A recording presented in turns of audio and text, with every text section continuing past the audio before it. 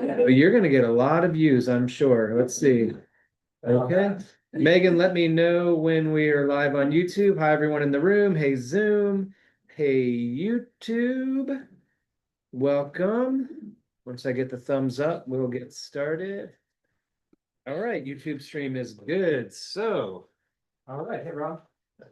Thanks, everyone. Great to see you all. It is spring 2026. It's the Water, Wetlands, and Watersheds seminar. So today we're very lucky to have a visiting seminar speaker. This is Dr. Nick Marzal. Nick received his BS in biology from UF here in which department? I was in liberal arts and sciences. Okay, in biology. In biology, right? And he got his MS from the University of Georgia. And the Jones Center at Itchaway, where he's now works, and he got his PhD from NC State University. His research has been documenting the invasion of Lake Seminole by apple snail and transitioned to quantifying carbon fluxes in neotropical streams. So you're going to talk about snails or carbon or both? Nothing. None of that. Okay. Perfect. So you're going to tell us a lot about the Jones Center, right? So there's a kind of a unique story into the place where Nick works. It's a story about conservation, about research. It's about Coca-Cola. Sort of surprisingly, although I don't know, you probably have to say something about that. No. Okay, so I'm batting like 0% about what he's going to talk about. But really at the Jones Center, what Nick has been working on is he runs the Aquatic Sciences Lab, works on freshwater ecosystems, lakes, rivers, reservoirs, streams, and a lot of work on wetlands, interested in water, carbon, critters, biogeochemistry, and really has a unique position as a research scientist in a very undisturbed and kind of unique setting in the Southeast. With the ability to do research about how we manage ecosystems more broadly than these conserved sites. So Nick, the floor is yours. I think I better click a few things and then I'll let you slide that. Go here. Now, this should click you, but if you want to point to something, use the mouse so people online can see it. Is there a laser pointing at you? Oh yeah. Yes. Just Thomas. Well, thank you, David, for the invitation and having me here. It's really cool to be back. Yeah, I love Gainesville. I'll just jump right into it. Yeah, I'm gonna talk about some of the long-term wetland data we have from the Jones Center and sort of learning lessons from the historical perspectives on that and taking that knowledge and casting to new research that we're jumping into pretty aggressively in isolated wetlands in the lower Flint River Basin. But I do want to start that I'm the way that I am and do what I do, I think a lot because I grew up on Millhopper Road. I am from Gainesville originally, so Go ahead. No, you're good. My dad and parents drug us out to Lachua Trail and set us in front of alligators when we were much too young to be sent in front of alligators. He took us canoeing all over north central Florida. I think this is on a field day with my dad out on Lake Jessup or Lake Apopka. But I was indoctrinated as a kid and I fell in love with nature because of this particular part of the world. So it's a real special thing to come back and be in this position now. I'm also an alum. I was in a marching band here for 2 years in the on trombone on the downswing of Florida football. So TiVo's last year. It's been a rough decade living in Georgia and surrounded by Georgia and FSU fans now. But yeah, I'm a graduate. Yeah, just leave my status in that photo away for a second. I'm also an alum of this class, so this used to be listed as a course. I'm not sure that it is, but yeah. Oh gosh. Wetlands seminar, fall 2009, my freshman semester. How'd you do? Oh, you passed. I got an S. Yeah, I don't think it's S. Oh, what? Oh, I really should. I do chemistry now, so that's fun. Yeah, I took this class that semester because my dad was giving the seminar October 7th. So I think he's given this twice. I had to ask him how many times he's given the lecture here, but it's at least 2, he said. So that was my reason for taking a $6,000 course as a first semester freshman. But it's really cool to come back now in a different perspective to present in this place. So as David said, I spent time at the Odom School of Ecology after I left here. I did a master's work on invasive snails in the lower Flint River Basin. I did my PhD work at the Organization for Tropical Studies in Costa Rica and NC State. I was working on inorganic carbon cycling in itty bitty tiny tropical streams. I did a 2-year postdoc at Duke, where we did a lot of whole stream metabolism modeling and figuring out why some of the models don't work as well and struggling with stream morphology kind of at the end of that. And then a little over 2 years ago, I started at the Jones Center in my new position now. I do want to give a little background on the Jones Center. We think we're well known, but you don't have to leave the Jones Center very quickly to realize that we're still pretty poorly known across much of the Southeast. We're a privately funded research institution, and our private funding comes from the Robert W. Woodruff Foundation. And I'll mention Coca-Cola. Robert W. Woodruff was the chairman of Coca-Cola in the 1920s through about the 1980s. And this was his quail hunting plantation that he started assembling in the 20s and 30s. He died without heirs and left Itchaway the property for natural resources conservation and management and research as well. So this is our sort of place-based research site. It's predominantly longleaf pine wiregrass, so this light green, sorry, I'll use the pointer. This like light green color that's all over the place is longleaf pine, which was the dominant forest cover type in most of the Southeast from Texas to Virginia. But over the last, since pre-Columbian or since Columbian times has had its habitat shrink for a variety of different reasons. It's somewhere between 3 and 5% of its historical extent.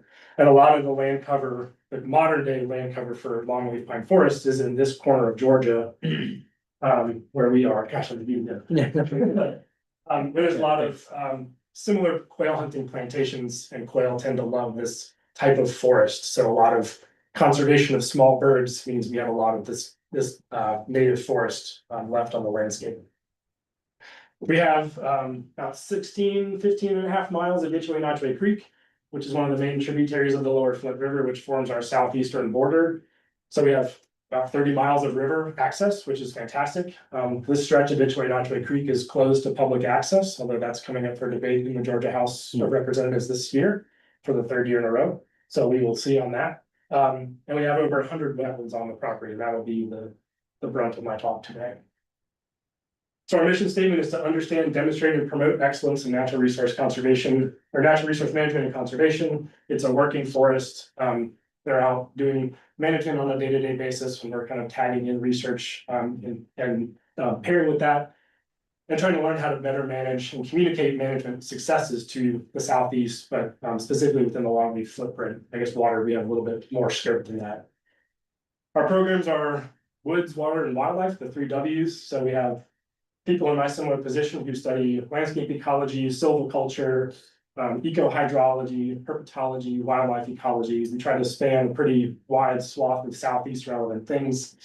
But we are a relatively small group. There's about 80 full-time staff. So we're small but mighty. And we have a very place-based approach to doing work.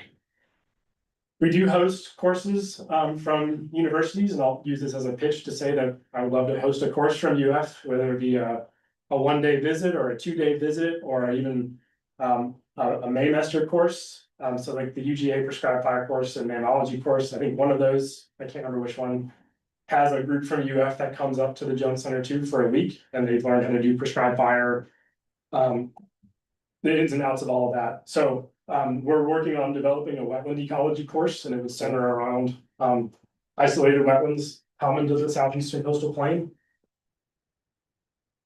We're going to try and do this through Georgia Tech and Kennesaw State, but in the future we might blow that up and offer it. The nice thing about being an independent and non-affiliated institution is we can offer this course to multiple universities, and that would be really cool if we could bring people from different groups. And we have on-site housing for people to come and stay, although it goes quickly, so there's only so many beds, which is one of the limitations we have. We also hire a lot of people for jobs. So we have seasonal technician positions and full-time technician positions. I'm hiring one of each. So if you have candidates at right out of undergrad or they coming out of the master's level and want to come work, I mean, particularly want to do data science things, I'm happy to accept applications. We're partnered with Neon and the University of Alabama on this NSF RAMP Research and Mentoring for Post-Baccalaureate Fellows program. We have our last year coming up in August, and we're accepting applications for a 10-month sort of mentoring, dip your toes into research program that will involve us and Alabama. We have graduate students, so each lab has access to graduate student funding, full-time staff, as well. Those jobs don't come open as much. But we do partner with a lot of institutions across the Southeast for graduate research. I have students at Georgia, North Carolina, and Alabama. So that's kind of about the institution. More on the water side and what our footprint is. We're located in the Apalachicola Chattahoochee Flint watershed, the ACF, one of the most infamous litigious watersheds in the country, one might say. Basically throughout my lifetime, the states of Florida, Alabama, and Georgia have been suing and countersuing each other over issues around water quantity. That was resolved, or we think it was resolved maybe 10 years ago with a rare but important 9-0 Supreme Court case decision. We'll see how that happened, what comes of that, particularly given conditions right now. But it's actually led to a really great collaboration within the ACF called the ACF Stakeholders. And we have the biannual meeting in April where people from all the way up in Lake Lanier and the Apalachicola Baykeeper will come together for a meeting and talk about issues around water, municipality use of water, agricultural use of water. So this sort of example of how not to manage water is kind of led to what we think is a good working model for how to manage water.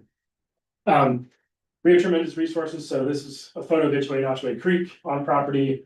It's a coastal plain river, but it's got a karst landscape in it, so it's crystal clear in the summertime. Great depth, tremendous biodiversity, 22 species of freshwater mussel, 9 species of crayfish, indeterminate number of snail species, 92 species of fish. So it's a great place to work biologically. And then we have these wetlands on site that are characteristic of the southeast coastal plain, forested swamps and marshy savannas, or marshy wetlands. So we do have a pretty interesting demand on water resources. You know, we think of ourselves as this forested footprint here in the middle of the lower Flint.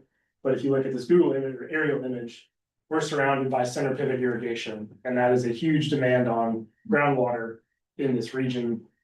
At the middle of each of these circles is a well that goes down to the upper floor of an aquifer and is pulling out irrigation or water for irrigation for cotton, corn, soy, and peanuts are the 4 main crops in the region. And then they use a lot of water, end up spraying a lot of water into the atmosphere that doesn't go to evapotranspiration, just gets evaporated. This issue around water quantity comes to a head when we run into drought conditions, and this was pulled last week. We are in an extreme drought. I think it got downgraded to a severe drought in between me giving this talk on Friday and today. So yeah, It's good. yeah. But we're sort of hitting a head where we're in a drought. The farmers they put in their first rotation of crops and they're gonna start irrigating soon. We're at base flow now. They're gonna start pulling water from the upper floor and stream flows are gonna hit kind of a critical threshold. So this is kind of an interesting part of time of year, and we're keeping an eye on stream flows and thinking about the critters in the river and the streams that need habitat as water goes away. So it's an interesting place to work. So that kind of leads to my lab and my interests. We have a broad interest in a variety of things. We study issues around water quantity, water quality, and the diverse critters that live in our water bodies. I now do a ton of supervising. There's 11 people on this slide, and every time I've put this slide together, I've got to add a new face to the slide. So it's really cool. It's a great group of people that are doing the work. We've got full-time staff members here, full-time technicians, the NSF post-baccalaureate training program students or fellows, postdoc, and then graduate students. So trying to leverage resources that we do have that are, limited elsewhere and put them to good use and doing good science, we think. So that's our task. And that leads to the sort of main talk of the research that we're doing to sort of set the stage for future research, looking at long-term patterns in the hydrology of our isolated wetlands to think about what that means in the future. So the Southeast is a great place to study wetlands. I don't think I need to reiterate that here at the Center for Wetlands at UF. But lots of different types of wetlands, from big complexes like the Florida Everglades and the Okefenokee Swamp on the other side of Georgia. Spent a lot of time in my PhD hearing about coastal wetlands in North Carolina and loss of coastal wetlands as a result of sea level rise. That's obviously happening here in Florida as well. We tend to think of our upland embedded wetlands in the landscape but obviously lots of other wetland complexes that are across the southeast US, and it's a great place to study wetlands. Within the lower ACF basin, we have a lot of wetlands. So the black outline here is the Doherty Plain. This is a geographic province very similar to what's due west of us, an unconfined tract of the upper Florida aquifer. So there's a lot of surface and groundwater exchange. Depressional wetlands formed through fracturing of limestone and filling in with clay underlying layers. And within this black outline, there's over 11,000 isolated wetlands. So there's a lot, somewhere between 3 and 5% of the land cover. Also keep in mind of what the land cover is, agricultural. So there's a lot of these wetlands that are in the middle of agricultural fields. And I say that instead of saying agricultural wetlands, the wetlands were there first. So they have a lot, there's a lot of them. They have a huge impact at the whole scale of the lower Flint, we think. These are largely small wetlands. Most of them are less than a hectare in size, is what this left graph says. And the right graph says they're really close to each other, somewhere between 150, 250 meters to the nearest one, which means that you can probably see it if you look close enough or you look for the right vegetation. The way I like to think about it is like these are the Swiss cheese of the landscape. They're embedded in the landscape all over the place. You just might not recognize it unless you care about wetlands, but there are a lot of them and they're all over the place. And I'm still not sure how to talk about this slide, particularly as the author of this paper is, I assume, digitally on the room. But we know that wetlands exhibit some sort of gradient of being connected with each other, and the federal government certainly thinks there's a definition of that. So the definition of an isolated wetland or geographically isolated wetland means that there's no perennial surface water connection. And that one was resolved in 2023. We definitely have wetlands that fit into that category, these truly geographically isolated wetlands. But on that spectrum of truly isolated versus not, we also have examples of wetlands that will intermittently connect on the right kind of flow conditions and right kind of climate conditions. Then we have wetlands that are, floodplain wetlands as well. So we have a true gradient that spans this sort of connection spectrum. But there's also variability in wetland connectivity in space and in time. So in some parts of the year, we might have that surface water connection, but in others we don't. So all that to say, like to characterize wetland connectivity by pure surface water connection is limited in scope. And we're kind of within this framework and thinking about what the degree of one wetland's connectedness to the others means for a variety of different processes.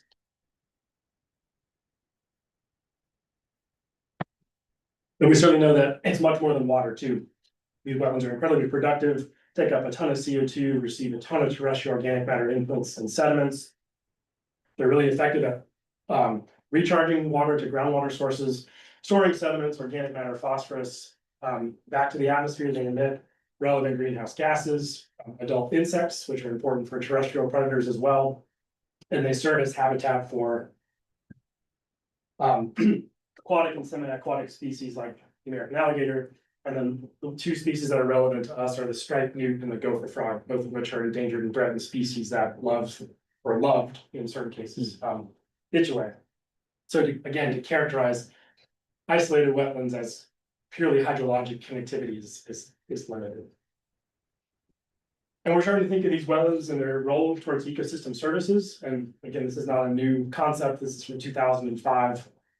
But what is the economic value of these wetlands for a variety of different topics? And we're trying to frame our research program across a couple of different labs at the Jones Center to address different components of this list and try to demonstrate the value to private landowners, other people who have wetlands on their property, and think about that as a way to incentivize wetlands on the landscape. And in my mind, this all comes down to their hydrology being the master variable for these wetlands, right? When and where they're wet sort of dictates a lot of the value that they can deliver. And the schematic is just a quick cartoon. But that does set up what we're doing at the Jones Center. So we have 4 different types of wetlands, and we characterize them by their vegetation. So forested swamps that have predominantly pond cypress or a variety of gum species, closed canopies, very limited ground cover diversity. Contrast that to our marsh wetlands, which have almost no canopy coverage, but a tremendous diversity of plants in the understory. something like 30% of the over 1,000 species that occur, plant species that occur this way occur in the ecotone of these wetlands. So a very small fraction of the landscape contributes a ton to biodiversity. Kind of in between, we have these cypress savannas, which have some cypress trees, but also have some understory diversity. And then I mentioned agricultural fields. Or there are isolated wetlands in agricultural fields as well, not far off of our property, have very different wetland catchment properties that influence what we see in the wetlands. And we've been measuring hydrology in the wetlands for a really long time, or at least in my span of my life, it's a really long time. So over 100 isolated wetlands on the property, 32 of them had a staff gauge installed in the deepest part of those wetlands back in 1994. And they've been measured every 2 weeks, or someone has come out and looked at how high the water comes up on the stick every 2 weeks, dating back to 1994. So it's a pretty remarkable hydrologic data set. Some of this is from my collaborator, Stephen Brantley, who likes to talk about what was in the zeitgeist in 1994. Forrest Gump and The Lion King were like the popular movies. The Cowboys were good at football, which hasn't happened in my since then, I guess. O.J. Simpson was O.J. Simpson. I was 3 years old. Not much has changed. I'm still sitting on my computer all day, clacking away. But this is also an example of one of the long-term data sets that we have at the Jones Center. You know, we have 30 years of being an institution, tremendous support to collect data, and there's more data than we have to know what to do with. So it can get turned into retrospective analyses like this. We're starting to use it for leverage in future grants. But if there's interest in long-term data, we've got it, and we're happy to collaborate with people on analyzing those data. So it's a lot, it's messy. There's a ton of variability across the 32 wetlands that we have.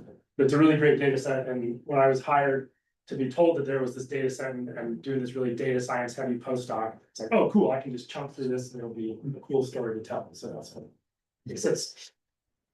So we started to recreate or trying to understand where the variability is in this data set. And the first, we can do this by looking at variability in time and reconstruct the seasonal patterns of wetland inundation. So on average, these wetlands are dry from August to November, and will start filling in December, peak in March and April, and then recede through the summer. And Katie Perkins can tell you more about wetland recession rates than I can at the Jones Center. So we see a clear temporal signal in inundation at the annual level, so just median annual water level from the last 30 years.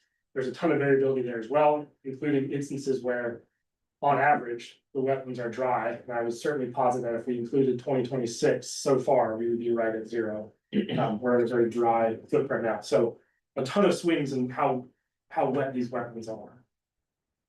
We also picked out a spatial pattern. So this left graph here shows the same water level time series from each wetland, rough correlation matrix with each other, overwhelmingly correlated with each other, not surprising. That's what the blueness of each cell represents. But if you squint, there are gradients in that blue. There's variability. Some are more correlated with each other than others are. We'll touch on that, why some of that is at the end. There's also a distance effect or a spatial autocorrelation effect. The closer these wetlands are to each other, the more correlated that they are. Not super surprising.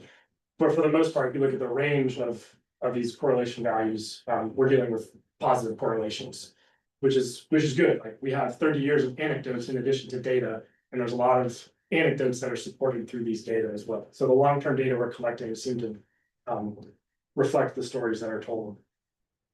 The next thing we did was calculate hydro periods from each of these water years in each wetland. So 32 wetlands for 30 years, somewhere about 900 hydro periods that we're able to estimate.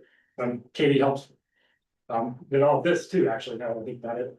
But we were able to look at the number of days in between measurements of zero to calculate how long each wetland was wet. And then we estimated recession rate as the rate of decrease from peak inundation back to zero. This is a nice clean example. There's a lot of messier examples in the data set too. So we had to kind of craftily come up with a way to automate that process. Then we start to see variation in wetlands based on their vegetation coverage as well.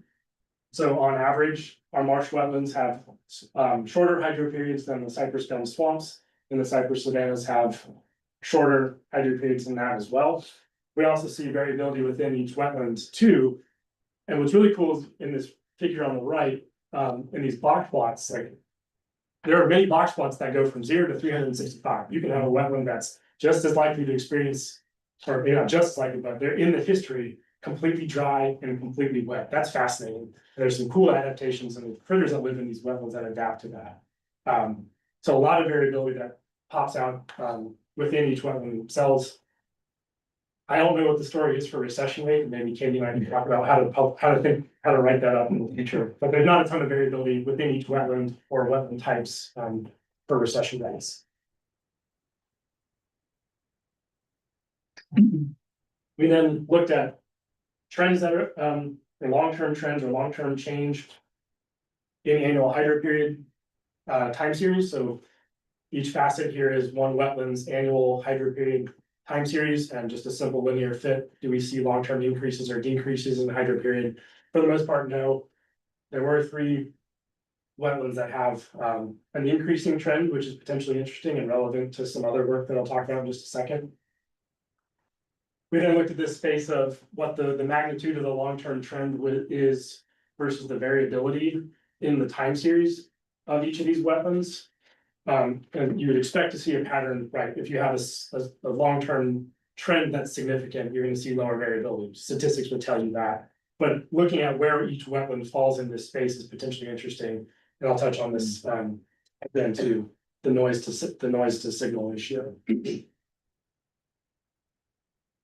So the long-term trend, yeah, positive would mean we're getting wetter, negative, we're getting drier. A noisier time series on the top of the y-axis, a more stable time series on the bottom of the y-axis. And it's okay that these W number doesn't mean anything to you. Are the colors like swamps versus marshes versus? So that's the color here. Yeah, so the lighter ones are marshes, the swamps are darker green, and the savannas are brown. But that's the close transition. Or it will be in just a second. So hold on to that thought. We obviously know there's an influence of climate on the hydro period as well. So here I'm showing an annualized Palmer Drought Severity Index, which is our measure of what sort of moisture availability there is in the climate. Negative being more drought, positive being moisture surplus. And there's a pretty good regression or pretty good relationship between intensity of annual drought and median hydro period across all these wetlands. Like that's a pretty good R-squared for ecology, I think. But we can also think about this biologically too. I mentioned that striped newts and gopher frogs are 2 endangered and threatened species that we have on the property. Each of those 2 species needs a fixed number of days to go through their reproductive cycle. For gopher frogs, it's at least 90 days of inundation, and for striped newts, it's about 100 days, although their life cycle is a little more messy. But we can draw that line and find that there are certain years where we're, on average, not meeting the average condition of inundation for these species, and that becomes now an Endangered Species Act kind of concern if we can't sustain these species on the landscape. And these 3 years match up really nicely with the last 3 mega droughts or multi-year droughts that have occurred in our region of Georgia. So in the around 2000, 2008, and then the last one ended in 2013. In 2008 was also the last year we found the striped newt at the jump center. So that species is now lost, or at least natively it's been lost on our footprint. We are working with folks at the Atlantic Botanical Garden, and I think UF as well, to reintroduce these striped newts and sort of what are the proper conditions or what conditions are best to get a striped newt back on the landscape, and thinking about wetland manipulations to get striped newts back on the landscape. But this is sort of like a biological relevance to why hydro period matters. That ties to the conditions we're in now, which is here. We're in a climatic drought, and I would expect the governor of Georgia might announce a legal drought sometime in the next few days. So this is our Palmer Drought Severity Index value for January was -3.1. So that kind of matches up right around this 100-day threshold of median hydro periods, our long-term data would suggest. The difference is this drought is kicked in at the dry part of the year. It started in August, and now the wetlands are completely dry. So these are 2 photos from a group from Auburn. This is Matt Waters, for those who might know Mark, and Matt Waters, sorry. He was advised by Mark Brenner, who's a UF sort of famous person, but he's a limnologist, and we took some sediment cores from these from 18 wetlands on property. We tried to get them at the staff gauge, at the deepest spot, the most likely spot we think is gonna be inundated. Ain't no water in these photos. These are completely dry wetlands. So it's not just the hydro period, but it's also the timing of when these droughts will affect the hydro period. So there's an interesting, I think, follow-on study to the data I've shown here on the phenology of when wetlands are inundated and what the variability is in the timing of that. Just some more fun stats, because I had a free moment yesterday morning. This is a cumulative annual rainfall curve. The red line and the ribbon, I guess, are the long-term average cumulative daily rainfall. And the band is 1 standard deviation on both sides. We're like just hugging for 2026, hugging the low end of the 1 standard deviation mark. January was the driest January since 2013, which is the last multi-year drought, and the 7th driest January since 1895. So it's real dry. So it poses some interesting questions. We had to recalibrate what our spring was going to look like based on the fact that everything was dry. Okay, so you were talking about the graph and what the different wetlands mean in long-term trend versus variability space. So I want to tell 2 stories that sort of pop out from that analysis. So wetland 51 is one of our tiny marsh wetlands, less than a hectare in size, catchment area of about 31 acres. And it's located in one of the areas on the property that gets pretty extensive management for northern bobwhite quail.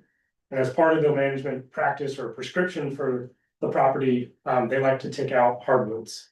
So this photo on the left here, let's do it again, shows sort of an aerial classification of hardwoods in 2006, 2007. In 2009, they took out 21% of the forest cover and 37% of all hardwoods from the catchment. This is what it looked like after the fact. So they took out a ton of these thirsty oak trees within a very small catchment. They were measuring water level in the wetland and some groundwater wells within the catchment.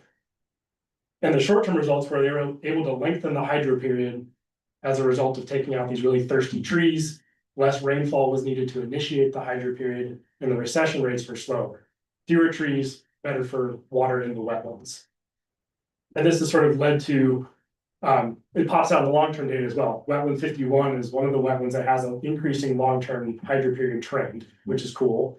But it also shows this linkage between upland evapotranspiration and small wetland hydrology. You can manage, to some extent, you can manage the hydrology of these wetlands through what you do on the uplands.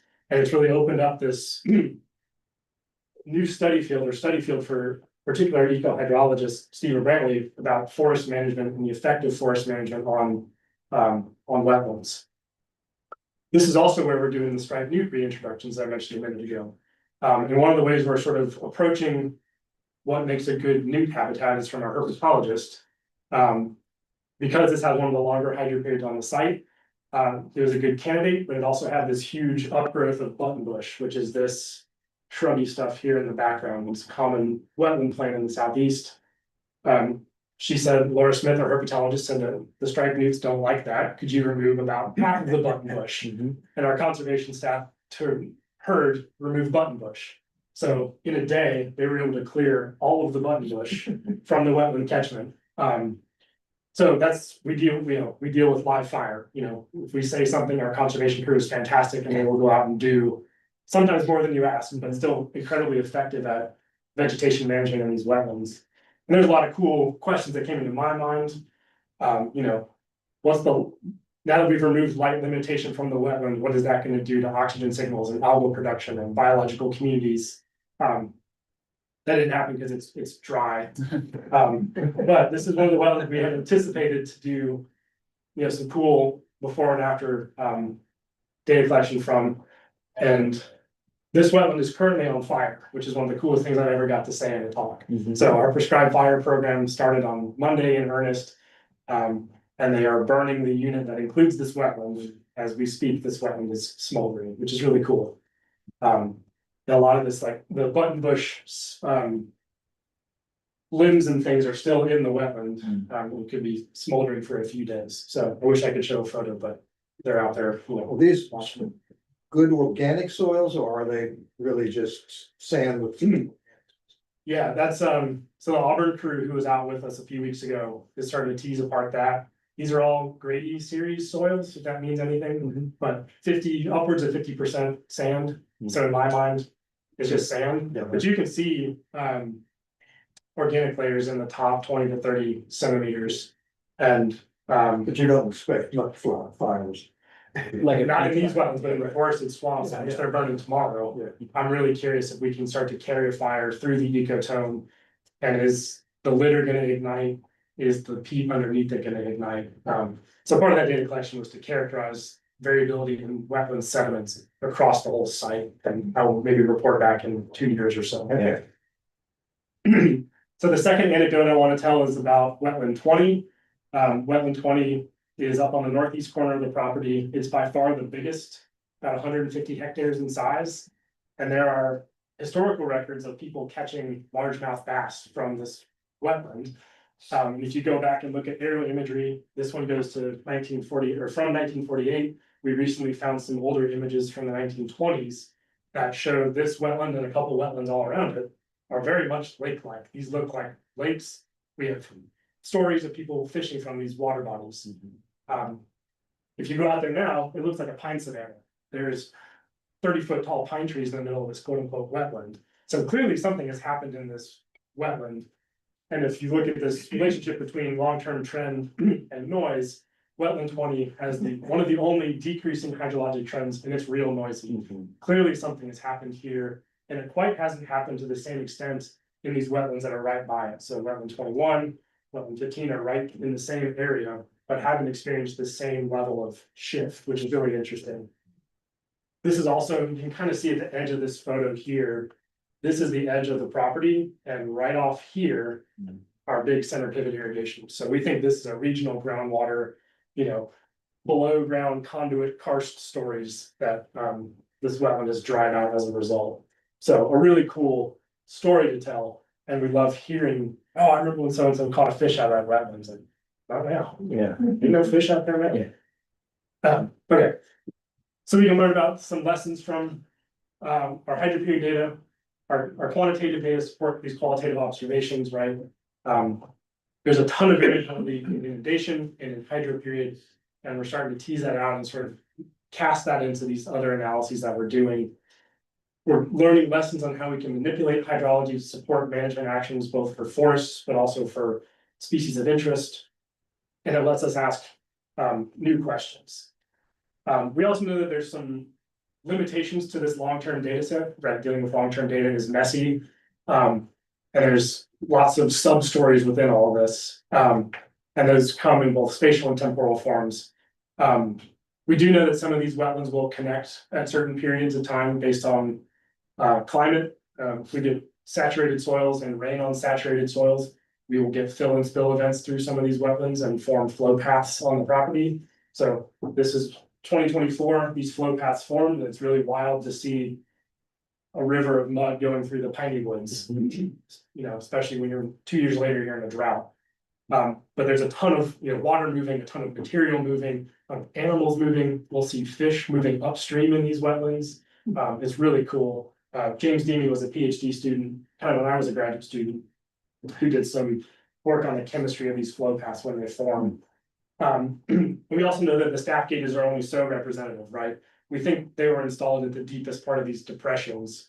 But some of these are huge wetlands. And we also know that things like alligators like to form hidey holes and will actually form the deepest part in these wetlands. So the variability of the morphology of the bottom of these wetlands, we might be measuring zero on the stick. That doesn't mean there's not water present somewhere else in the wetland. So that's hard to capture, and that's sort of what we'd like to characterize more. So coming back to these ecosystem services and what we've kind of collected data on and characterized thus far through 30 years of work, relates to water, aesthetic values. We use these as educational units. We take tons of groups out to wetlands to talk about what we're doing and why they're important. There's recreational value, and we talked about habitat, particularly for amphibians. The next era of research, I didn't mean to use a Taylor Swiftism. The next phase of research, we're going to try and dig into more of the biogeochemistry, the history, the function of these wetlands. and maybe what they mean at the larger watershed scale as well. So using this information about hydroperiod and the variability in hydroperiod and trends in hydroperiod to inform things like the carbon cycle, nitrogen cycle, and beyond. So I spent a lot of my time as a PhD student and a postdoc thinking about dissolved oxygen data, and they handed me some startup money and I bought some oxygen sensors and we stuck them out in the wetlands. And that was to sort of inform what are the oxygenation patterns in these wetlands? Do we see differences across wetland types? Do we see diel variability that we could potentially model water column primary productivity and respiration? This turned in well to Jewel Johnson, who is part of the NSF research and mentoring for postbac student projects. So we stuck out 6 dissolved oxygen sensors, 3 in marshes, 3 in the swamps, and collected data for 2 hydroperiods. So AJ was talking about this earlier, asking about this, like, it's not wild for us to see oxygen above 16 milligrams per liter in the summer. Like, these are cranking out oxygen, tons of algae on every surface. In the marshes, which are these lighter green colors, the darker green colors are the swamps, and more than half the time, or about half the time, they're completely anoxic. So there are really, really drastic differences in the oxygenation patterns in these wetlands. Not surprising, most inland waters are in a dissolved oxygen deficit. These are certainly fall within that, but they can become really, really saturated with oxygen under the right conditions. That's relevant for greenhouse gas emissions. We know that CO2 is produced through all microbial respiration, but under anaerobic conditions, methane is formed and can diffuse across the water-air boundary, or ebullition can happen from the sediments and up. So I recruited a student, Chloe Hall, with Dr. Amanda Del Vecchia at UNC to characterize spatial variability and hydroperiod type variability in greenhouse gas emissions from these different wetlands. And I bought, with startup money, this like fancy field greenhouse gas analyzer. It measures CO2, methane, and N2O, which is awesome in theory. In practice, it's a little more complicated because it doesn't like being hot and wet. What is it in South Georgia? Hot and wet. But this is an example of our how we're getting estimates of floating emissions. So this is a $3 constructed thing, right? So we went to Ace Hardware, bought a kickboard and a bucket. It's got some fancy ports on it, and it connects to the gas analyzer here, which is definitely more than what you can get at Ace Hardware. They're trying to measure that the emissions coming off the wetland surface using this, and then as you move out of the middle of the wetland to the less likely to be inundated parts, getting estimates of soil respiration and soil flux of CO2 and methane, and probably going to pair that with some lab manipulations as well. If anyone wants to talk about the gas bin, I'm happy to rant. We're also looking at the capacity for these wetlands to store carbon. So to Mark's question just a minute ago, we hired Savannah Wooten as a postdoc in December. She comes from Matt Waters' lab at Auburn, where they do a lot of lake sediment work, and we're hoping that knowledge translates well to wetland sediment work. She was at the Water Institute meeting last week and gave a talk on some of her PhD work. But she's been working up some sediment core data from another student's master's work, sort of as she's getting started in comparing sediment profiles from one of our marsh wetlands and a nearby agricultural wetland. And these preliminary data show that there's a ton of carbon stored in these, even the shorter hydroperiod wetlands. There's a ton of carbon, especially compared to these other wetlands. What's interesting too is the way they're storing carbon is different. It's really dense carbon and it's accumulated very slowly, which sort of makes sense.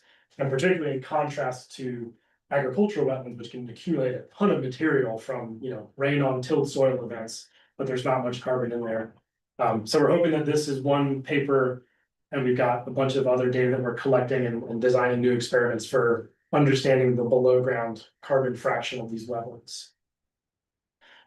I'm a biologist by training too, so we're also interested in the biodiversity of these wetlands and what they mean as sort of sources of critters to the landscape. So Elizabeth Sicking will start in my lab as a PhD student in the fall. She did her master's work on comparing insect and zooplankton communities in the wetlands and then what insects were making out of the wetlands.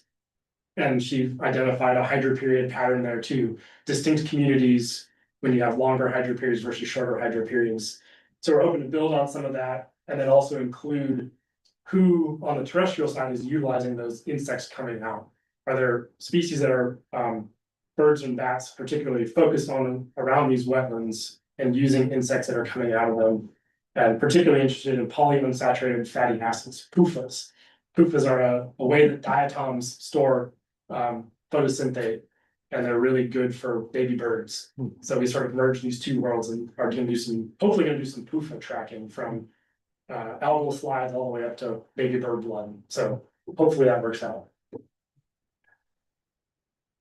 We also have a grant and review to sort of compare or keep the work going in our on-site wetlands versus agricultural wetlands. As I was getting hired, this previous grant was finishing up that looked at the sediment storage capacity of these agricultural wetlands for carbon and phosphorus. And they found a ton of carbon and phosphorus in these sediments, but a lot less nitrogen. Not super surprising, we expect pretty high denitrification to be occurring. That's what this grant would go out and study, what fraction of the nitrate or nitrogen is being denitrified in these wetlands.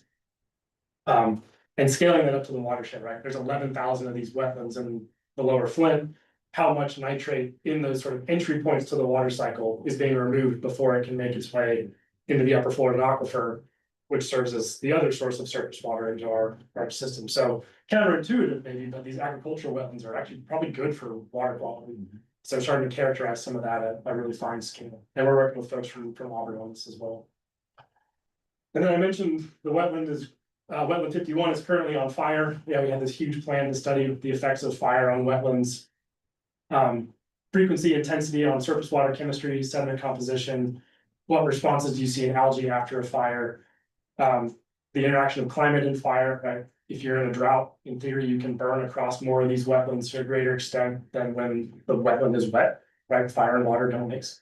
And ideally, we can translate this information to managers, right? People who have wetlands who are interested in burning more of their property. What can they expect to see in their wetlands? We get a ton of questions from groups who come to the Jones Center about what are the effects of fire on wetlands, and we don't have a good answer. So this is sort of geared at answering some of those questions. And then we're also interested in mapping isolated wetlands.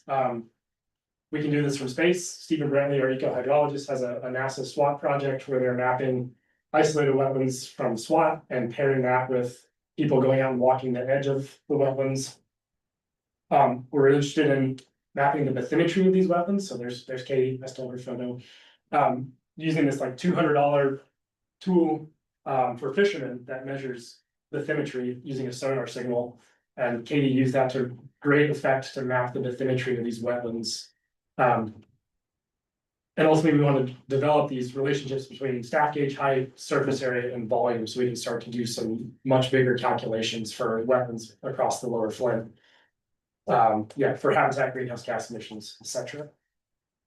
Okay, I'll thank the Jones Center, the people I have students and postdocs with, and some funding sources. Yeah, I'm happy to take any questions. Thank you. Okay, we have a couple minutes for questions. We'll start with folks in the room, especially students. And we'll see who's on YouTube. So, yeah, Victoria. Thank you for your presentation. That was really awesome. We learned a little bit about GIWs in a class I did with Dr. Kaplan. So I have a specific question about that. Are you working, like, is the center working with the Georgia Department of Environmental Protection or like other environmental agencies to like help in that way to protect them and also with the agricultural stakeholders? About the wetlands? Not yet. We certainly do work with EPD on a variety of other things, more on the riverine habitat protection and species protections. I think that's one of our long-term goals, is to demonstrate to private landowners, government, and NGOs the value of wetlands independent of their protection at the federal level, right? The federal protection or the inclusion of isolated wetlands under the Clean Water Act prevented people from developing over these wetlands. You know, that's a really simplistic way to distill it down. So now that they can, part of our task is to say, don't do that because X, Y, Z reasons. Is it carbon storage? Is it habitat? Is it deep water improvements to water quality? There are state protections in there as well that will prevent you from just like mowing over a wetland, but. That's, I think, like a 5 to 10 year to 15-year goal is to come up with, a book or, a better public facing thing than a book, I guess, of like, this is the value of isolated wetlands in the lower Flint River Basin. And we actually had a conversation about that on Monday with some of our scientists and our education person about like, let's start thinking about this in 5 years because like, it's gonna take that long to do the damn thing. So, yeah, it's a good question. Nick, we do have a question from YouTube. Someone in the Midwest says, we see legacy or forgotten drainage infrastructure still influencing wetland hydro periods decades later here in the Midwest. Have you seen similar human activities affecting the wetlands you study? That's one of the benefits of being so rural is that we really don't. This landscape is all secondary forest, so it was clear cut and rebuilt on top of, but we don't see a ton of evidence of ditches or drains, a couple, but not a lot. So, thinking of these as on the spectrum of, reference to affected, these are much more towards the reference condition rather than, and because the property is private, we can kind of keep it that way, so. Great. Other questions from the room? Yes. Do you think hydro period metrics can serve as like early warning indicators for ecosystem degradation or like negative effects on ecosystems? Particularly with like water extraction or like the industry? Or droughts, yeah, Yeah. I think we're definitely in the example of.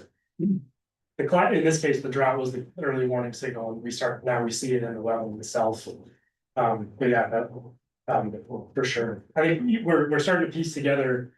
Through some of the work on invertebrates and using the paleo data of carbon accumulation in the sediments. One of the key things that keeps popping out as important is hydro period. Different communities that live in these wetlands, greater rates of carbon accumulation at the year when we have longer hydro period. So it's definitely a signal. It's sort of up to us to sort of demonstrate that signal to a greater extent. Maybe time for one more? Yeah. I had a question and then you answered it, which was how much of the variation in the hydro period do you think is from climate variation? So I guess it's 77% or whatever is the number. At the annual rate, yeah. Scale, yeah. Right, and so do you think you can sort of differentiate the climate signal from, let's say, a groundwater pumping signal? Or is it, they're also related because people pump more groundwater when it's dry? So can you say something about that? I'm sure it's in there. It probably takes some more thought to like how to manipulate the data to show that. I think the regression of climate is pretty stark. Yeah. But we also know that on an individual site basis, you can manipulate water to manipulate the hydro period. So the answer is probably yes. Yeah. To what extent, I don't know. All right, well, let's give one more round. Oh, please go ahead. Stratify your statistical model by the wetland type? Or what, did you group them all together? They were grouped all together, but it might be worth separating. This is still in review. We haven't gotten reviews back, even though it's submitted in August, which I'm starting to get all worked by. Yeah. So lots of thoughts on. Well, then one more round of applause for Dr. Marzov. Thanks so much. So next week we have Chengji Chen, who's an assistant scientist at FIBER, the Florida Institute of Built Environment Resilience, and he's going to talk about digital twins for coastal futures. Students in the class, I don't know how Dr. Clark is doing. I know I'm like 3 weeks behind, but I will be getting your abstracts back. So you've been doing a great job. Check out the comments. Make sure when you see your score, go to the rubric, go to the comments. Try to give you some specific comments, and I will catch up, I promise.